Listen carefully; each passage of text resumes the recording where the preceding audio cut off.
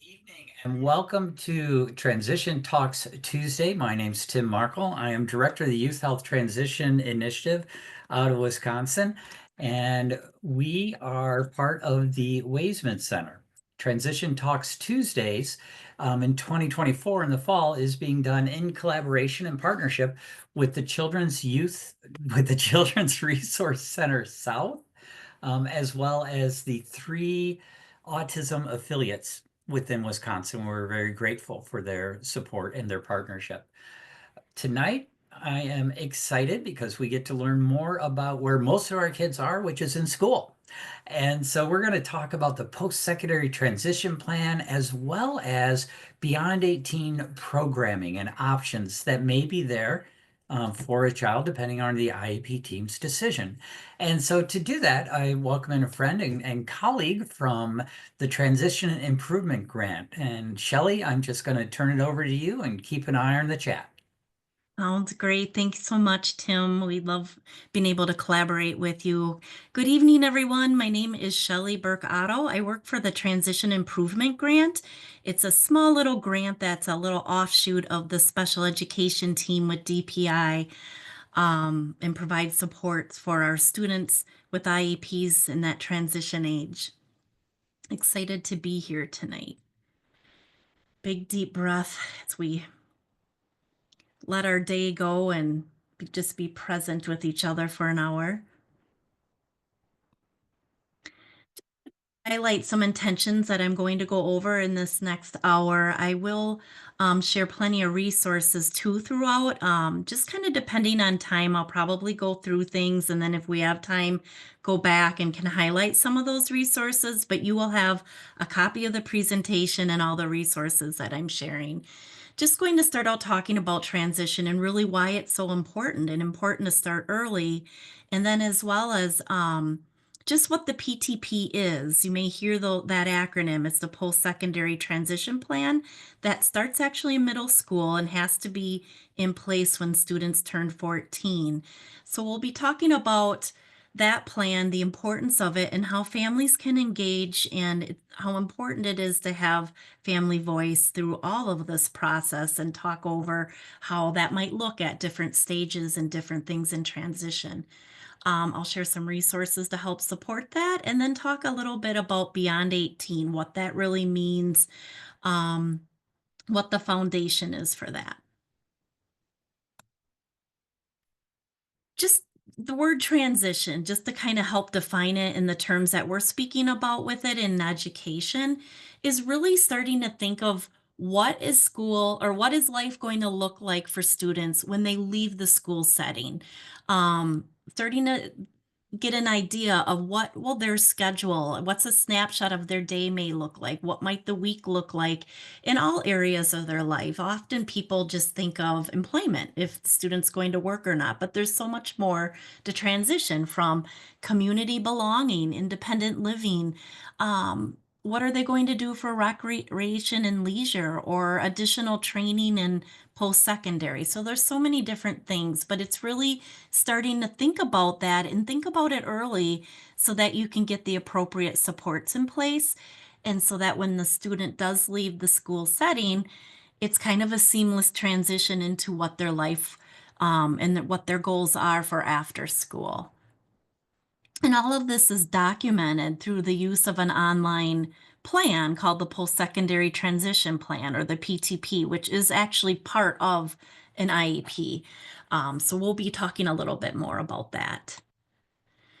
Again, just really talking about that importance of transition. The biggest thing that I think sometimes we're missing is we're not starting this process early enough. It takes some time for IEP teams to just kind of start shifting mindset and thinking about what life after school is going to look at. And then often people around that table, the IEP team, might change because you'll be bringing in outside agencies or really anybody that is part of the student's care team that might be helping support in some way after school. So it's really thinking about what those long range goals are after school, and then maybe building the steps backwards chaining and thinking about how can we get there. Throughout it all, the student voice is incredibly important. What the student wants to be able to do, be able to articulate and share the best that they can, as to what they want, their wants and needs, as well as the family is it's this can't be done without a strong family input and just others from the community. It really takes a whole team. So that's why I say sometimes that IEP team and who's sitting around the table may start to change and look differently even as you go through the transition process. And we'll talk a little bit later as well about the gradual release where school supports may start out strong, of course, but then start to kind of pull back as other supports kick in, just so that things are really in place when the student leaves school. Go over the post-secondary transition plan, or the PTP is what you may hear it called. Um, that's the one section, it used to be a page back in the day that was part of the IEP process. DPI has made this page an electronic form, mostly so that they can ensure and kind of monitor that all students have a plan or transition plan, because they know how important that is for post-secondary outcomes when students leave school. So this part of the IEP is done electronically, and it's the part where the team comes up with, what are the goals in employment, in um, independent living, in supports need to be in place, what education and training do we need to work on. This is something that starts and has to be in place when the student turns 14.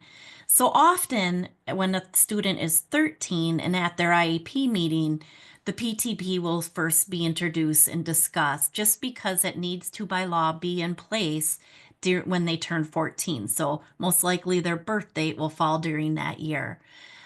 It is documented through an online process that we at TIG can monitor them and kind of check them for compliance each month, as well as they get submitted to DPI.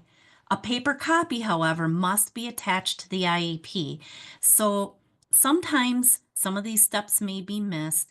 And if you are not noticing a paper copy attached to that IEP when it comes home, please do make sure that you contact your pupil services office or your case manager, to make sure that they can send that home to you. Just quickly, kind of the different components of the PTP. There's kind of 8 different areas. So that the student invite, the biggest important thing that we are looking for is, was the student invited? And if so, were they there? And if they weren't there, what attempts were made to make sure that their wants and needs and voice were heard at the IEP? If that wasn't done, another IEP will be asked to be held because it is so incredibly important to have that student voice. So they'll be discussing things like transition assessment, what things were done to ensure what the students' wants and goals are and areas to work on. It talks a little bit about annual goals, making sure that PTP and IEP goals are mirroring somewhat some of the same things. Tim, is there a question? Yeah, could you clarify, is the PTP Sure. utilized only for students with IEPs or also for students with 504 plans? They are for students with IEPs, and you can talk about it about the 504. Um, I do have to clarify on that one. I'm not exactly sure if that's a requirement. I would be good practice. Like, let me just clarify on that one, Tim, and get back to you, and you can email the group. Sounds good, and I'm doing a little research as you're talking as well, Shelley. So I'll Yeah, see if all of I a can sudden come up I'm with like, something or I'm not not. exactly sure. That's a good one. I do let's check into. I don't want to say what I'm thinking, but it is for sure for students with an IEP. And then it just talks about like what transition services need to come into place and being worked on during that IEP year to get students to the goals that they may have, and talking about what outside agencies may the family and student be introduced to or come in and provide some services. Talks about the course of study, what classes will they be taking to get to those goals. And then it's also really important when the student approaches that age of 17, 17 and a half, to have a discussion about the age of majority and just how things change when a student turns 18. I did put in some samples of some PTPs. They're samples, they're fake PTPs. These aren't real. I think the student's name is Sally B. Strong. That's not a real person. It's somebody we made up, and we have a sample high school PTP and a sample middle school that you'll get the resource for both. I'm not going to dive into those right now. If we have time at the end and you want to come back, I certainly can. But I just wanted to put like an example of what a paper copy would look like of a compliant, well-written PTP. All of these are on our TIG website, which I'll share that where you can get all of these resources. Another resource that I really wanted to point out that I think this is important that a lot of teachers and schools aren't aware that we have, but I think it's important to share with families and all IEP team members.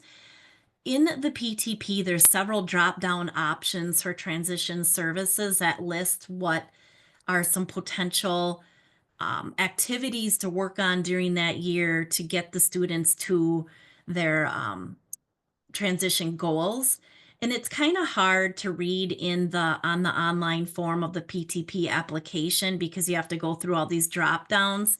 This is a PDF of all the transition services listed. I always recommend to people to print this off. I especially tell teachers to please make multiple copies of this and share this with families ahead of time before the IEP, because sometimes it's just nice to be able to look through them and start to think about like what are some areas that potentially this next IEP year could be services that are put in their IEP to work on. So I did want to highlight this resource. I think it's a good one just because it's hard to know what services are offered when they're in a little drop down and the teachers may be clicking through it. This gives you a hard copy to look through ahead of time.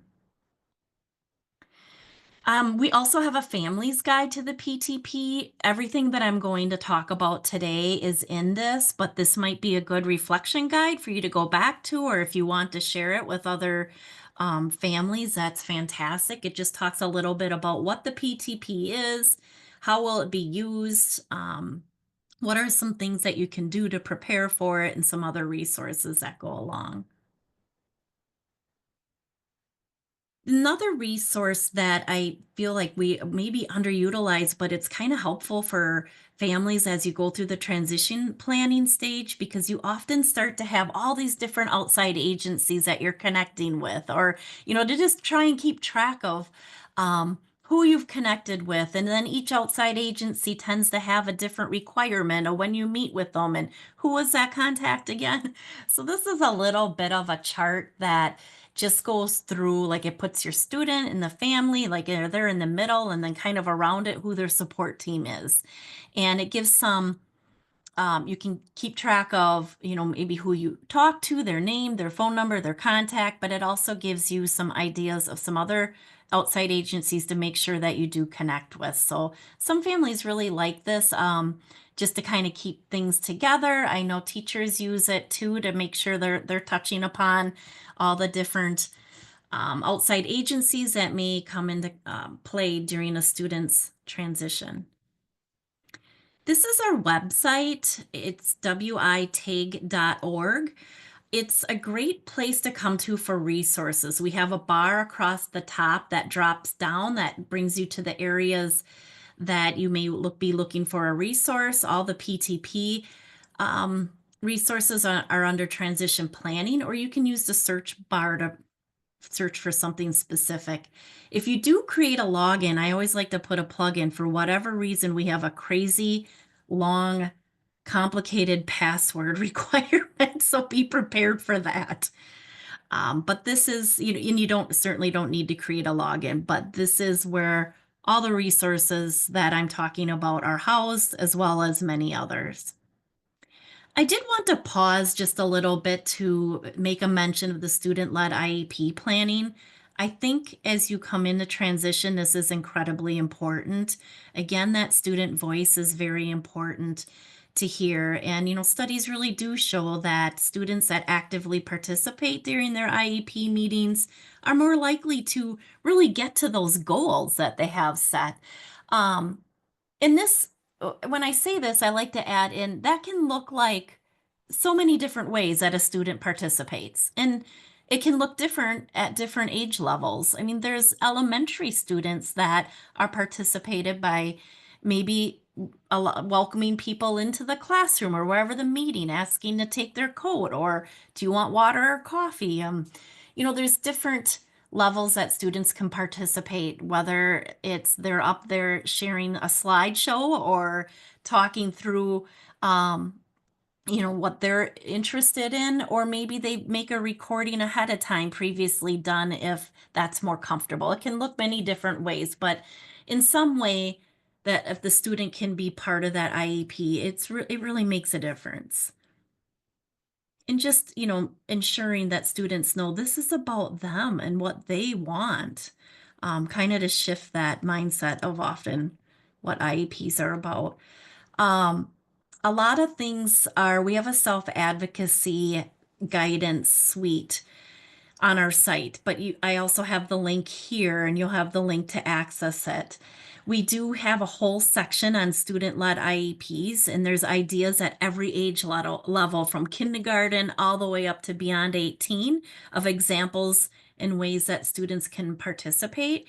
And there's sections that, talk about the importance of self-advocacy and just little things that you can start to do at each age to work on that. There is a whole section also in that suite that talks about that are just specifically for families because it's so important. Gosh, I'm pretty sure I talked to my families way more as the students went through school. We got closer. We were a tight knit group just because it's so important to be talking about what's going on outside of school in the community and working together as a team. But here's some things that talk about, self advocacy and some things that you can do at home and just the importance and kind of to help start thinking about that. One of the tools that we like to start with, and we hear often that middle school teachers like to introduce families to the PTP process by using this Wisconsin Transition app. This is an app that TIG created several years ago. Um, they created an app that you can use on your phone. You can use it with Apple or Android. You can also access it on the website. I'll show you the different ways to access it. But this app was made to mirror the PTP, and the questions that are going to be asked and gone through on the PTP are in this Wisconsin Transition app. What it basically is a survey that students can go through, families as well. I really recommend families and students going through it together or each kind of going through it and then comparing results, whatever works for you.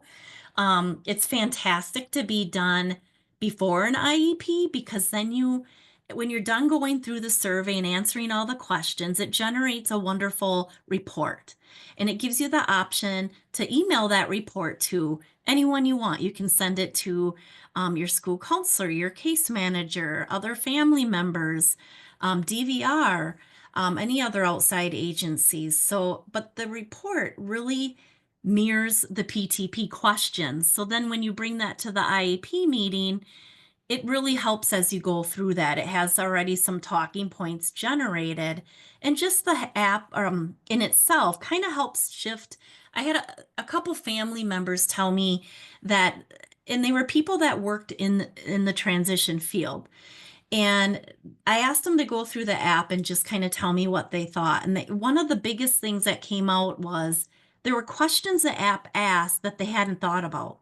So it kind of helped shift their mindset a little bit about transition and thinking about there's really a lot more options than realized or different things to think about. So it's just kind of a good tool to go through before an IEP meeting and as you begin the transition process. So it really helps promote that family and student engagement because then you can bring what your thoughts are to the IEP meeting. And it really helps with that self advocacy piece too.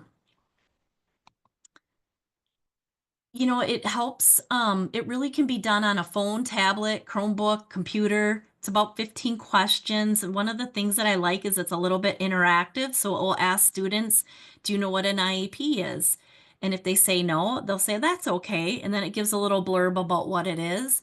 One of the things that as a teacher when I used it, the reading level is a little bit high, but just depending on students that I went over it with, I would go over it with them. I could read it. You can take it and kind of adapt it, but do know that. And then again, the biggest thing is that it generates this great report that you can share out. So to me, it's just a great way to like kind of shift mindset and get thinking about transition. So these are different places that you can access it. It is a website. You can go on and take it there, but you can also get it on iTunes or Google Play and do it on your phone. So check it out if you haven't. There's also a Spanish version that's new this year, so that's wonderful. And then we have paper copies too, if that's easier, just to have print it or to go over it that way and jot some things down to bring to your meeting. Just some things for family. It's also kind of nice for students that maybe are not able to articulate their responses for whatever reason, and try and help get some of those family voices involved is really important and bring to that transition discussion. Any questions in the chat? I'm going to pause here before I dive into Beyond 18.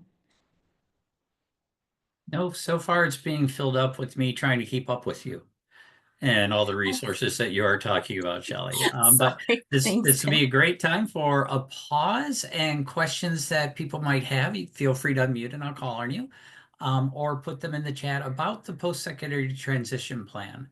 I love the fact, I've loved this for years, that it's available for families to go through and they know exactly what the teachers, what the educators are looking for and can help their student. And I love that comment you made about it helps you think about things you don't necessarily have thought about before and brings up new topics. Nancy, go ahead. I have a question, Shelley. Uh-huh. I'm active in the autism community, especially with adults on the autism spectrum. And Uh-huh. a lot of them struggle with when they are going out into the world, what do they share and with whom and when about their disability and or their differences? And does your transition plan address that in any way? The plan doesn't speak specifically to disclosure, but there's places to add that in. That would be a transition service to work on with the student when it's appropriate to disclose their disability and how much to share. And that's actually a whole in that self-advocacy suite that we just went over and I'm thinking Tim shared.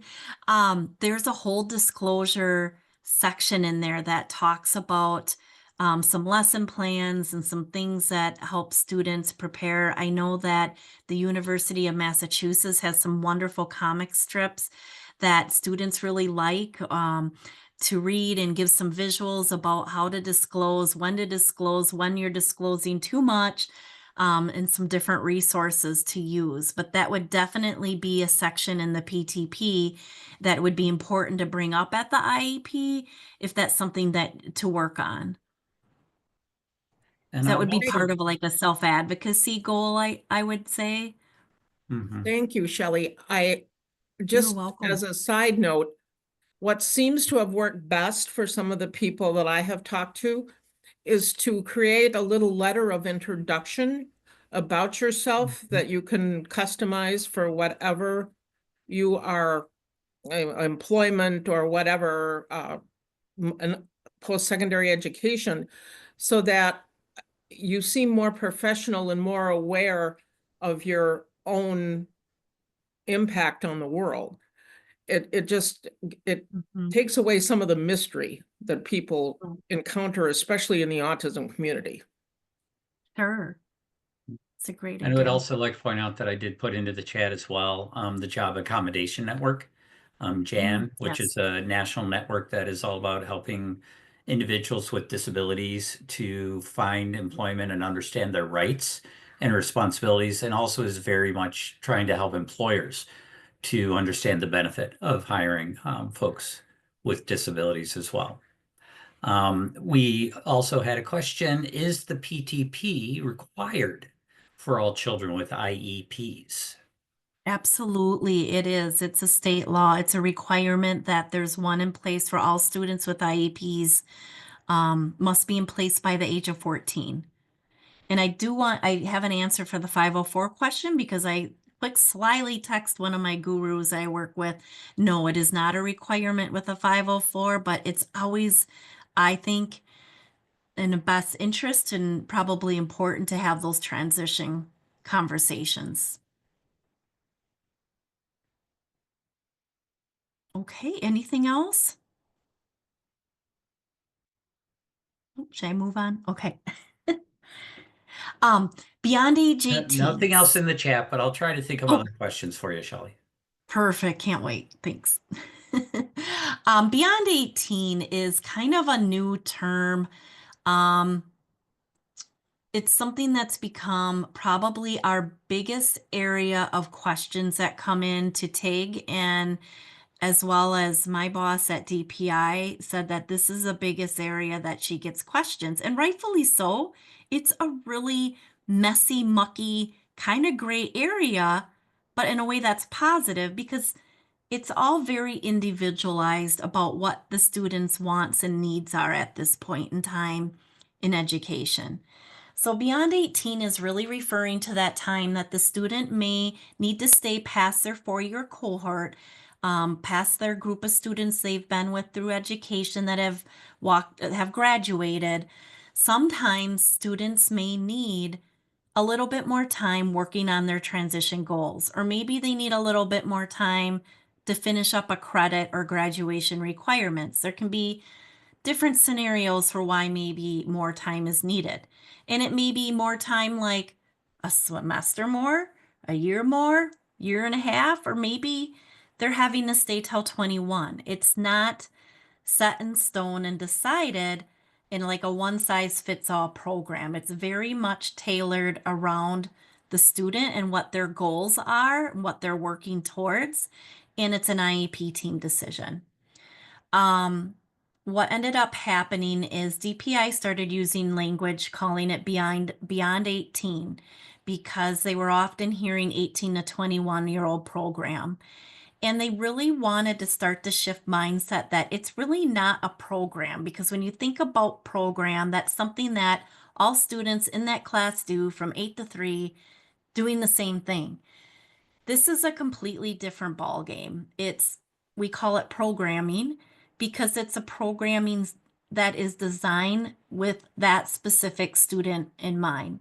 Some students may be doing similar things and working on similar goals, or maybe like, for example, a group of them are going to the Y to work on recreation and leisure. But when they get to the Y, they may all be going different directions. So it's just to explain a little bit about why we're calling it beyond age 18, that's the reasoning. So the guidance was put together a few years ago to kind of help IEP teams navigate through that area because it is gray and kind of messy. So it has sections for teams to kind of reflect on. It has some guiding questions, some things to really think about when trying to decide if a student needs to stay beyond that 4 year cohort, beyond age 18. So it's a big guidance, but just to kind of go a little bit over it. And then again, the reason this was developed is there was just so many questions coming in to TIG and DPI asking things like, can you tell me what district has an ideal 18 to 21-year-old program? We want to go visit it. And it just really came to DPI's attention that this was being vastly it was so different across the field and done so differently in districts. And some they wanted to put some guidance of how it really kind of should look like and kind of help them navigate teams through deciding how to build um, individualized programming. The importance again is the gradual release, really, that these conversations shouldn't wait until junior, senior year to happen. Um, Sometimes people will say, "Oh my gosh, 13, 14, we're already starting transition plans." But it's so important to really start to think about what you want to do. And plus, also just for students and families and all around the table to realize, yes, there's a lot that we can do and a lot of options, but it's really important also because there's different supports and agencies that come into place to make sure that we're collaborating with all those key players. Um, it's important to really start on this because as we go through the process, who we're collaborating, who's at the table starts to shift and can look differently. Release happens differently for each student. School supports start to fade and outside supports start to step in. So when a student stays past 18, the school may heavily still support transportation and job coaching and all of that, but they're going to slowly start to fade back as the supports that are going to be there when the student leaves school start to come into place as much as they possibly can, just so that they don't fall off that proverbial cliff when they graduate and there's nobody there to support. So, like, it's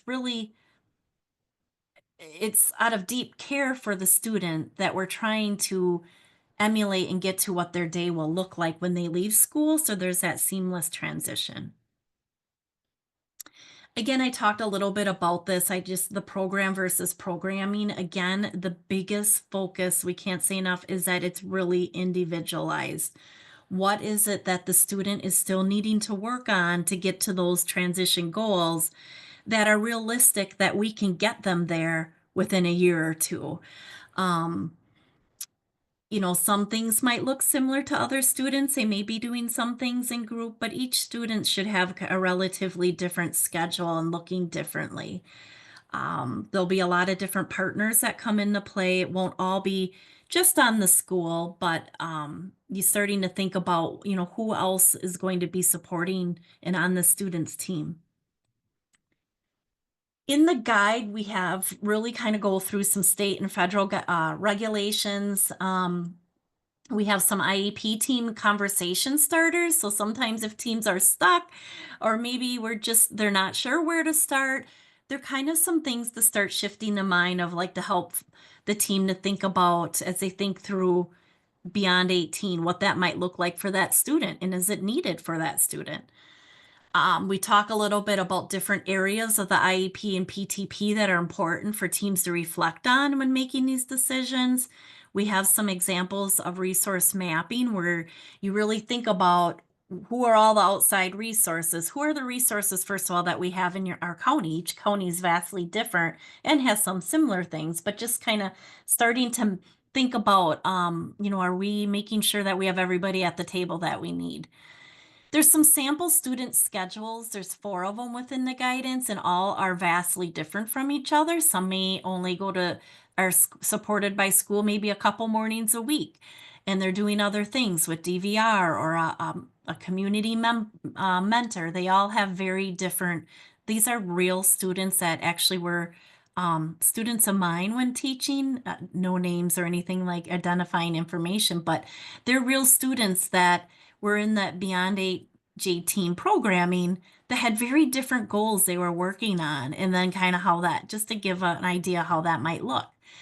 There's some different templates for teams to lay out goals and plans and mapping it all out, as well as some other resources. One of the biggest things is just kind of understanding the state and federal regulations. So, um, all students have the right to FAPE, or all students with an IEP until they reach that maximum age of 21. Um, the school district is accountable for offering that, and they're accountable for preparing a student to reach their post-secondary goals. So it talks a little bit through that, and have a little chart that breaks that down more because some of that is kind of long in the beginning of the guidance. Um, the other thing that's really stressed, that DPI wanted to really make sure is stressed is again that it's individualized. It needs to be revolve around the student and what they're wanting and their goals. And teams really considering that least restrictive environment. Where are same age peers learning, working, living, and how can we emulate that? Again, collaboration is absolutely critical. It has to come into play at this age. And then really making sure that the day is meaningful to the student, that this is something that they would like their day in life to look like when they leave school, when school's no longer supporting. So we took all of that was kind of written in paragraph form in the beginning of the guidance and came up with a really quick nuts and bolts beyond 18 programming should look like and should not look like. So we kind of called it out. And again, because we were seeing it done so differently, there were some programs across the state that were saying only students with an intellectual disability could stay. And that's not completely false. It's open for anyone with an IEP.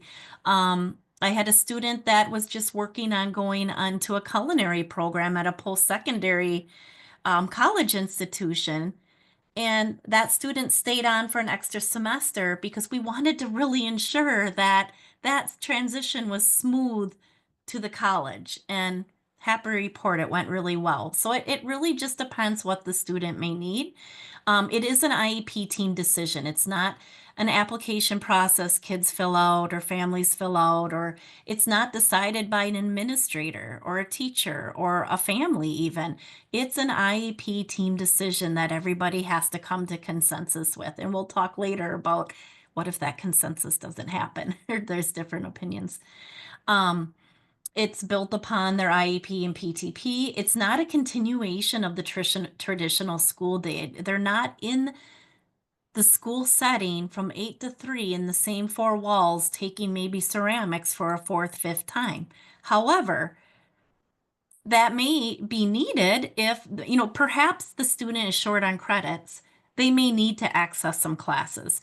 Or perhaps one of the maybe the student's going into wants to get a welding degree. So they may be taking some more welding class. So there certainly are circumstances that may be necessary, but they're all in that place to get the student to their goals.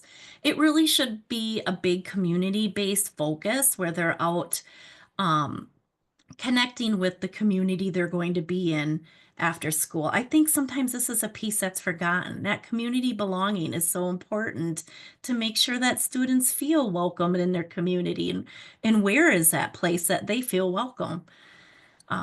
So again, not a self-contained classroom. Again, it should be braided funding with outside agencies and school mirroring a day what they want, that meaningful and the coursework supporting their goals. The team conversation starters, these are some of them, and then under each one of these sections, there's several additional consideration questions that you can bring. But just thinking about things of like, what does transportation look like for the student? Are they going to be working on their driver's license? Will they be taking a bus around or a cab or walking, biking? Maybe it's carpooling with a neighbor friend. So all of those things, just kind of starting to look like that because the school may still use the school bus for the first, bit of time after beyond 18, but then you want to start to think about what mode of transportation are they going to be using so that the school can support that student learning that mode of transportation. Does that make sense? We can I'm looking at time here. I might come back to this. Tim, how are we doing? But we do have the whole We're doing site. pretty good, Are actually. we? We do have a couple Okay. questions though. Oh, well, Um, let's one hear of them. them is somebody had an opportunity to interact with the Youth Options Program, Mm-hmm. and they were able to go in youth option programs until he was 21. is youth options, that dual enrollment, an option for 18 beyond program? Absolutely, for sure. Yes, and it's an excellent opportunity that I think often isn't always talked about sometimes, or that's a forgotten piece with our students with IEPs, but it really is an incredible um option yeah, that Yeah, so I just they know should look into. yeah, I think the confusion arises because a lot of times in the youth option program, you'll see for juniors and seniors. And it's really for the way that I read it, it's for people that are beyond 10th grade. And so it Yes. does not limit it to people not in the beyond 18 program. As long as they're still enrolled in Hmm. school, it looks like youth options would be a possibility. Absolutely. And that was a piece that we were kind of supporting that student of mine that stayed after that was going. I think one of the biggest things, and gosh, I didn't do this well. I always think, when you look back at what you wish you would have done better, our school counselors are an incredible resource, our CTE coordinators. And a lot of times they're out at work out of that school counseling office and services.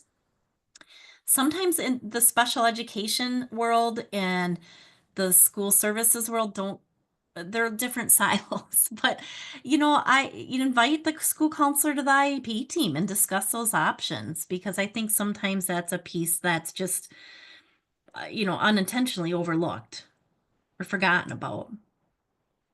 And then the other questions, if in your experience, the questions about, what would somebody in Beyond 18 program, when they finally do leave public education, what do you think they consider the real graduation year? Do people walk with their class and then go into Beyond 18 programming? I mean, Mhm. a lot of times we know our kids with disabilities are sometimes not invited to reunions at all, but how have you seen that work for Sure. students? And this is a great question. We get it a lot, and it can be done really many different ways. And a lot is the student preference. So, one way that I typically see it, but it doesn't mean it's the only way, is that because the student has gone all through school with the same cohort and peers of their class, that they'll often walk through graduation that senior year when they're 18,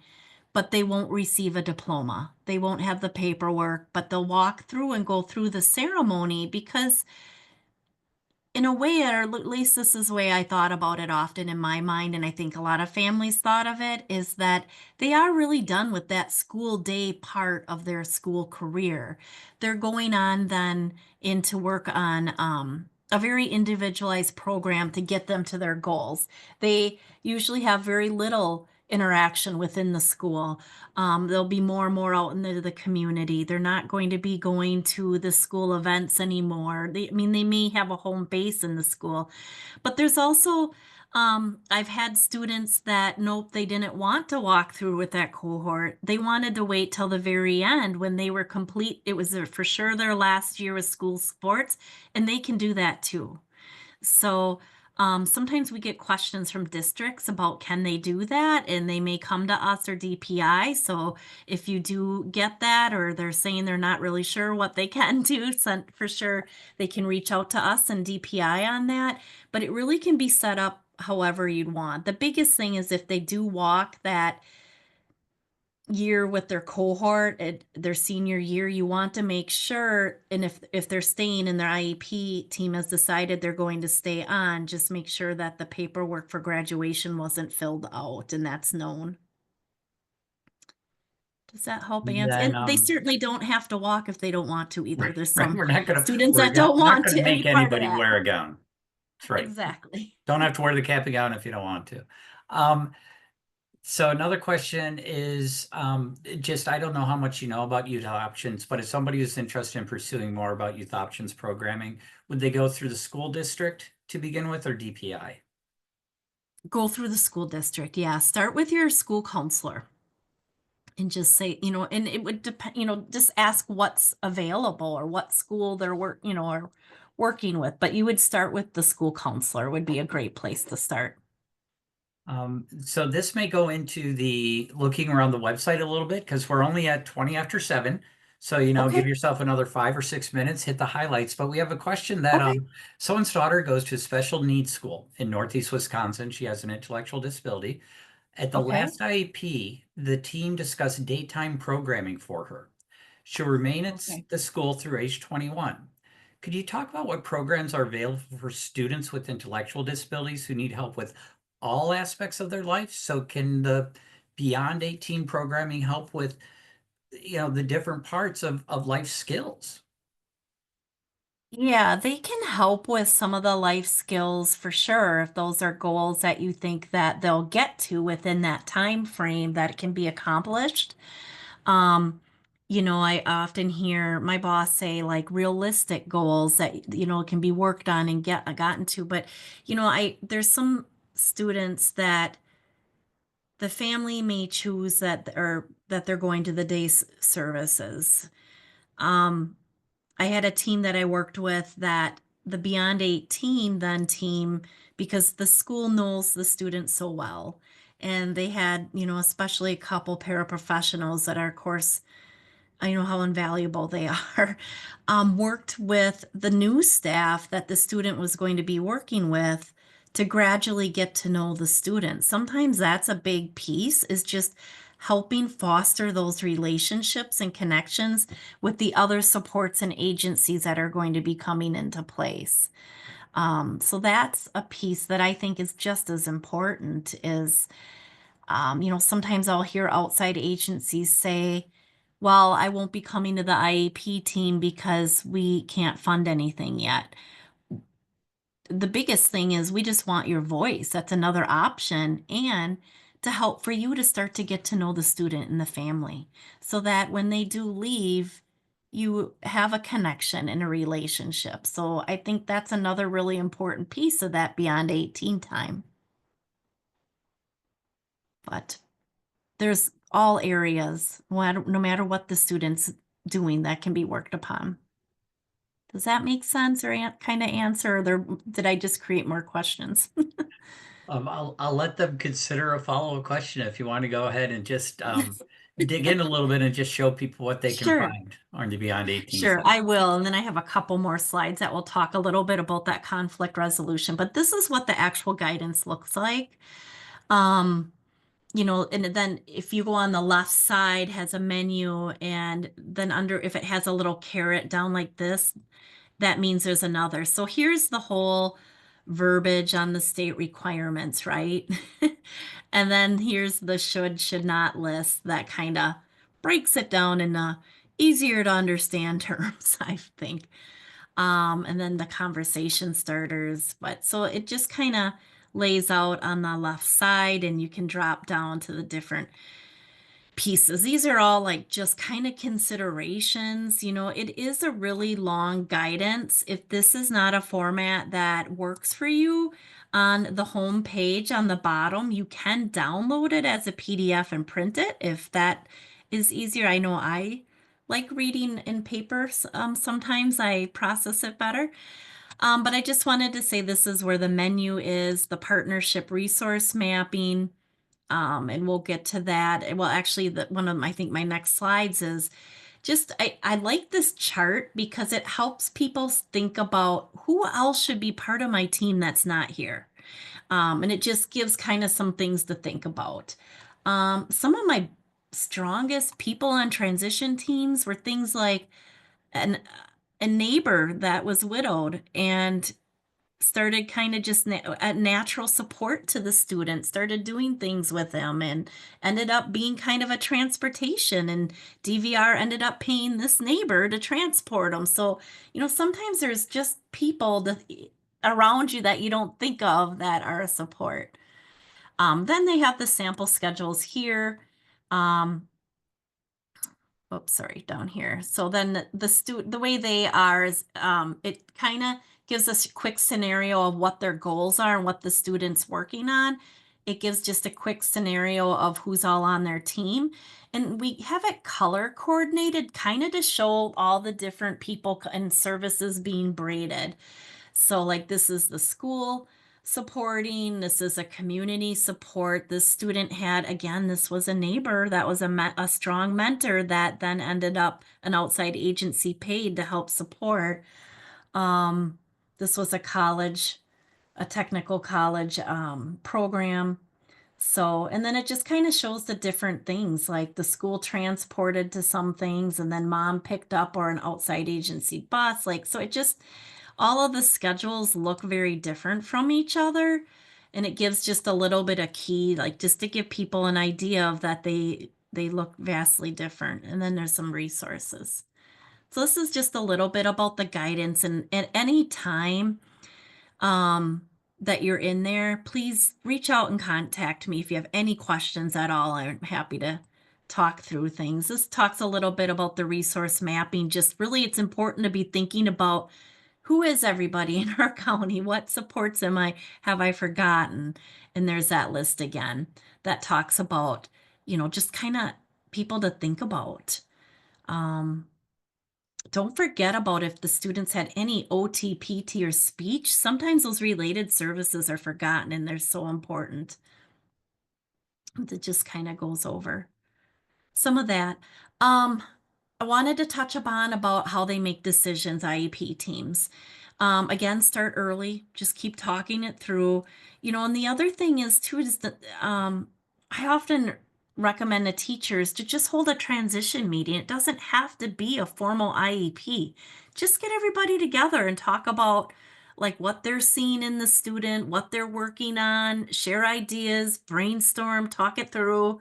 You don't have to meet at the school. Maybe you meet at the library or a coffee shop or something, but you might need to meet more frequently to kind of talk through and get everybody on the same page.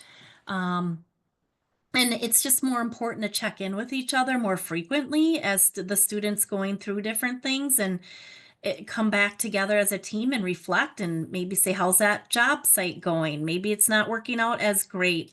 Maybe we should shift to something else. So the conversation is so important. Um, and just remember that there's not a set criteria for accessing beyond age 18 services. It's for all students with an IEP. Then the talk about if your team, and because of course there's conflict and different opinions as you talk through things. And if a team's really met and talked through things, if things are feeling like they're at a standstill and not agreeing, this is really an emotional time. There's a lot of emotions going into this, and everybody cares deeply about the student. Um, it's not a bad thing if you have to go to some dispute resolution options. Um, I People are always afraid of the word mediation and having to bring in an outside party, but honestly, sometimes that's the best thing to get a neutral party there. In any of the processes that I've been involved with, it was just wonderful because it just brings in that outside voice to kind of listen and help navigate to come to a common ground. So it's not a bad thing if it gets to that. So I did just want to share that. And there were some resources to what that might look like. Here's some other just resources for families. BPDD is amazing. They have all kinds of toolkit guides for families on supported decision making, and they are one of my favorite resources. Don't forget about WISPE. They're another partner grant that provides supports for families and parents that you can reach out to too, and they can help families guide through the process. Are there any more questions that have come up or anything you want me to go back to? One question in the chat is, do you know enough about the youth option programs? If they're attending post-secondary courses while enrolled in high school after 18, who pays the tuition for those courses? How does that funding get braided? Sure. So if the student is in school and it's a youth option that the school's partnered up with whatever outside school, the school has pays for that cost.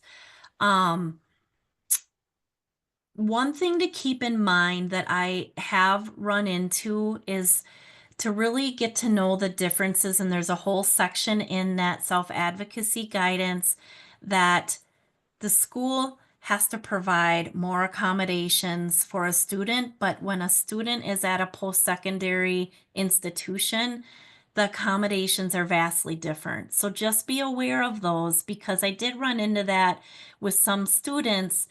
They can do some accommodations at that level for like providing a book in an audiobook or something like that, but they can't vastly change the curriculum like a high school can. So just know that, and they may not have a paraprofessional with them. So the supports are very different in post secondary. So do take a look at that section in the self-advocacy that talks about law and responsibility of post-secondary school and school districts.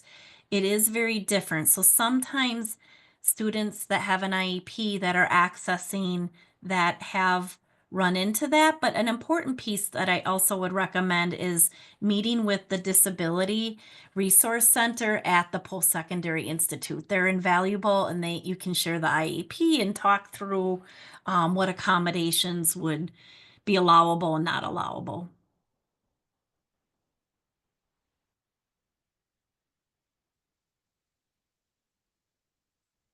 Questions?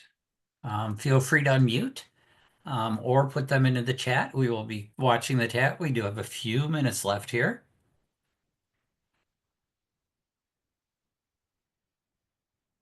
And again, please reach out to me if you have questions or you want to talk about a specific situation or something Could unique you, or yep, could you clarify, does the student have to remain in school until age 21 or could they leave school at age 19 or 20? oh gosh, they do not have to stay till 21. And I would say it's more common that a student that stays for beyond 18 doesn't stay right up until 21. It's something that like I said, the team needs to meet more regularly and monitor, like how are they doing? Are they getting to the goal? So Goals. I think it's more like maybe a year or two, or maybe it's only a semester, but it's something that should be discussed more frequently. That's why I say you don't have to hold an IEP team every time unless like you get to that meeting and maybe you're changing placement or something that would affect that IEP. You can pause and then hold one, but really make sure you're having strong communication and conversations about how it's going and can determine when the best time to leave. But it can be at any time.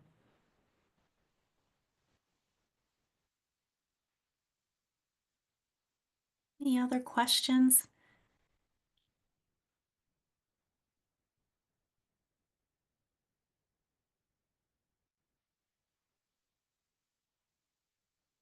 I know it's not like a concrete guidance that we can give, like this is how you do it.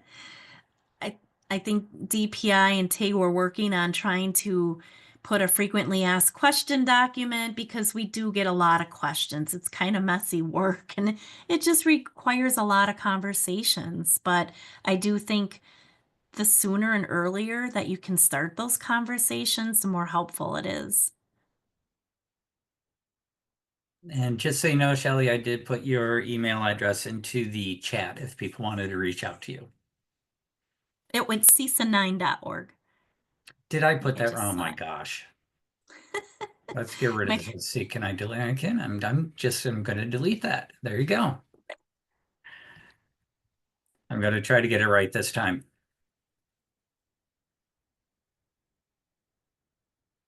Right. Any other questions at this point? Um, if not, or even if there are, as you need to hop off, please do take a short survey for us so we know how we are doing with Transition Talks Tuesdays. We'll hang on a couple minutes right after the recording, but I do want to thank Shelley so much for being here. Thank you all for taking time out of your Tuesday night. If you have any further questions about post-secondary transition plan and beyond 18 programming, please reach out to Shelley. Any other general questions about transition, please do feel free to go to our website and contact us if you have any other questions. Thank you so much for being here. Have a great night.